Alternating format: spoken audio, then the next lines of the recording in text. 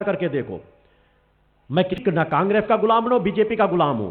जो अच्छी सरकारें काम करती हैं सभी को मैंने अनेकों बार समर्थन दिया है, चाहे बीजेपी में हो चाहे कांग्रेस में हो। अनेकों सांसद बनते हैं, विधायक बनते हैं, मंत्री बनते हैं, मगर सुधार कहीं पर भी नहीं आ पाता। मौके मैंने सभी को दिए हैं, और जब मैं उन्होंने मौके का दुरुपयोग किया है तब मैंने तीनों धाराओं का गठन भी किया था। हमने राजनीतिक पार्टी का गठन इसलिए नहीं किया कि हमें राज चुनाव लड़ करके हमें सत्ता का सुख भोगना है। वह तीसरी धारा भी हमारी समाज सेवा के लिए, राष्ट्र रक्षा के लिए है, कि समाज को जगाना है, समाज को जगाकर उन्हें राष्ट्र रक्षा के लिए सामर्थ्यवान बनाना है। समाज स्वीकार कर ले तो हमें राजनीति में अगर बढ़ने का सौभाग्य प्राप्त होता है तो उसके माध्यम से भी समाज की सेवा करना है। समाज नहीं स्वीकार करता तो भी हमें अपना कार्य करते रहना है। हम उस दिशा में कार्य कर रहे हैं। आज संगठन की इतने कम समय में ही संगठन इतनी सामर्थ्य रख चुका है कि अनेकों सांसदों विधायकों को जिताना भी जानता है तो हराना भी जानता है, और सामर्थ्य धीरे धीरे करके सीधे से अपनी गति की ओर बढ़ रही है। सब सरकारें भ्रष्टाचार, चाटुकारिता की बातें करती हैं। धर्माधिकारियों का पतन तो हो ही चुका है, और उसका परिणाम है राजसत्ताओं निरंकुश हो चुकी हैं। लोकतंत्र की हर जगह हत्या करते हैं। आपसे कहेंगे कि अगर विरोध है तो आप चुनाव लड़ लो, अगर कोई चुनाव के लिए खड़ा हो जाए तो सबसे बड़ा शत्रु दुश्मन वो बन जाता है, उसे सबसे बड़ा दुश्मन मानेंगे, उसकी जरूरत पड़ेगी तो हत्या तक करवा देंगे। एक एक चुनाव मुझे बताओ, कोई भी पार्टी हो, बीजेपी हो, कांग्रेस हो, एक एक चुनाव में कई कई करोड़ रुपए खर्च कर देते हैं। क्या बेईमानी नहीं है? क्या योग लोकतंत्र की हत्या नहीं है? आज अगर मैं कह दूं 25 से 30% विधायक सांसद लोकतंत्र की हत्या करके पहुंचते हैं, अब फिर संविधान की कसमें खाते हैं। अरे वो क्या संविधान की रक्षा करेंगे जो लोकतंत्र की हत्या करके जाते हैं? बीजेपी हो चाहे कांग्रेस हो, किसी का चुनाव देख लो, एक एक चुनाव में अरबों अरबों रुपए खर्च किए जाते हैं। एक एक विधायक सांसद 10-10, 20-20 करोड़ खर्च करता है। कहां से आता है पैसा? लूट रहे हैं देश को और बेईमानी से सत्ताओं पर काबिज बैठे हैं। देश हमारा आजाद हो गया, मगर फिर भी हम चंद राजनेताओं के अब भी गुलाम हैं। उस गुलामी के बंधन को तोड़ना होगा। हमें अपने स्वतंत्रता संग्राम सेनानियों की उन भावनाओं की रक्षा करना पड़ेगा कि वो किस तरह का भारत चाहते थे। आज वो राजनीतिक सत्ताएं सभी गलत रास्ते में चल रही हैं।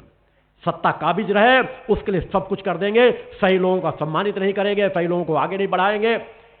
छोटे मोटे विवाद जो समाज के बीच खड़े होते हैं उनको मिल बैठ के सुलझाया जा सकता है, मगर उनको और बढ़ाएंगे और सांप्रदायिकता की आग जलाएंगे, चाहे बीजेपी हो चाहे कांग्रेस हो, कि जितना सांप्रदायिकता की आग देश में भड़केगी उतना हमारा वोट बैंक पक्का हो जाएगा।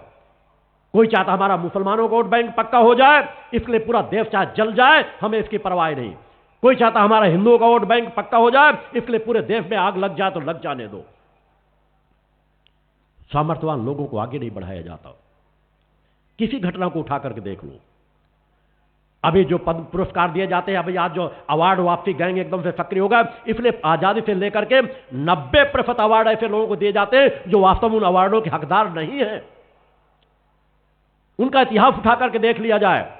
समाज को गलत इतिहास पढ़ाएंगे, सही इतिहास से दूर रखेंगे। जितने लोग अवार्ड पाते हैं उनमें पाए हैं अब तक, उनमें 50% आप लोगों को विदेशी नेटवर्क से जुड़े हुए मिलेंगे। वो के जो कहेंगे वो बोलेंगे, वह जो कहेंगे वो लिख करके समाज में पहुंचाएंगे। कोई भी विवाद हो तुरंत वो टपक पड़ेंगे समाज में और आग लगाने के लिए। कोई देश को टुकड़े टुकड़े करना चाहता है, कोई कुछ करना चाहता है, समाज को सुधारना ही नहीं चाहते। अवार्ड बेईमानों को दिए जाते हैं जिनके वो हकदार नहीं होते। सही लोगों को नहीं दिया जाएगा, पात्र लोगों को नहीं दिया जाएगा। अभी कुछ अवार्ड दिए गए, क्या अदनान स्वामी अवार्ड का हकदार था? अगर उस दिशा में हम उठा करके देख लें तो क्या हमारे देश में कुमार विश्वास जैसे लोग अवार्ड के हकदार नहीं थे?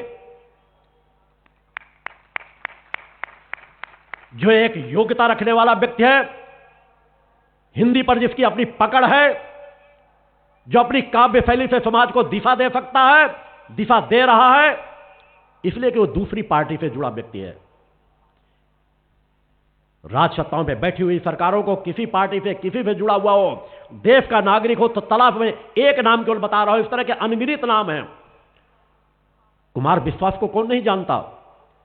युवा जिसके विचारों को सुनना चाहते हैं, वह अपने गीतों के माध्यम से युवाओं को जागृत कर सकता है, युवाओं को नई दिशा दे सकता है। उसको यदि सामर्थ्यवान बढ़ाया जाए, उसको यदि और आगे बढ़ाया जाए, तो समाज के लिए और बहुत कुछ कर सकता है। ऐसे अनगिनत लोग हैं, मगर हमारी राजनीति चमके, इसलिए हम ऐसे ऐसे लोगों को तलाश कर देंगे कि जिसे विदेशों को बता सके, देखो हम अपने देश में इस तरह के लोगों को अवार्ड देते हैं। क्या प्रणब मुखर्जी भारत रत्न के हकदार थे? मैं कह दूं तो बिल्कुल नहीं थे। आज उन्हें राष्ट्रपति थे, बने हैं, हम उनका सम्मान करते हैं। भारत रत्न दिया गया है, सरकार ने दिया, इसलिए सम्मान करते हैं, मगर आवाज उठाना भी हमारा कर्तव्य है। जब तक सत्ता में रहे, पूरा देश लूटता रहा।